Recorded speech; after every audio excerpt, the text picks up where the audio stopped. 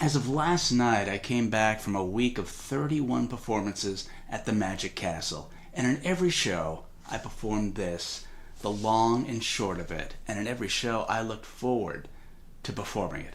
What is it? Well, it's 4 pieces of wood in a burgundy sack, and with those pieces of wood, depending on your audience, you could explain the power of suggestion, or demonstrate quality control, explain why you flunked geography, or maybe talk about the time you bought that thing from IKEA.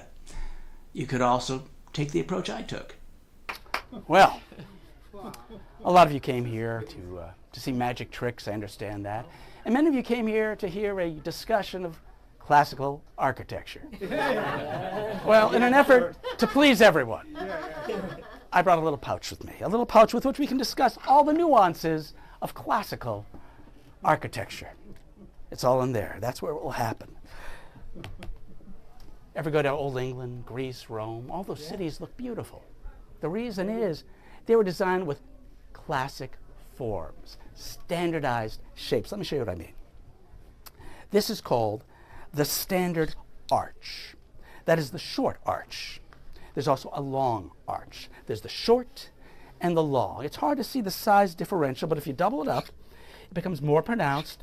The short and the long. Short and long. They're color-coded for ease. Now that you understand the short and the long, you get the idea? Let's talk about the short. The short arch is an interesting one because we're making windows or doors. Oh, you thought this was the...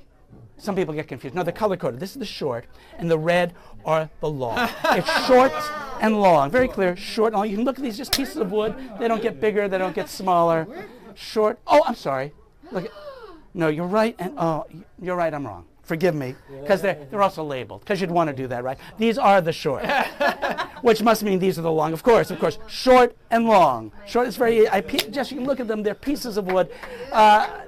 Thank you. There are variations you can do along the way, which makes it really useful in architecture. You could have a short long, a different sort of arch. It'll always match another short long, of course. A short long matches a short long. Or you can make it a long short. A long short will always match another long short. Of course, they have to. Where it gets interesting is if you take the long short and you make that a short long. That, of course, will be shorter than a long short for obvious reasons.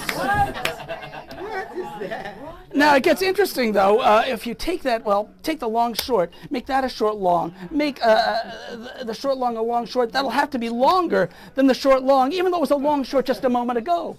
I think because the word long comes first. I'm not exactly positive, but it's something like that. At least we know one thing. 2 shorts will always be smaller than 2 long. It does get a little muddy. I admit that, especially when you realize each one is exactly the same size. That, folks, is the long and the short of it. Yes, we learn, we grow, we change. Well done. It was educational as well. Yeah, too much. What is it we do? Well, we amaze and amuse, and the long and short of it in a space of about 3 minutes does both.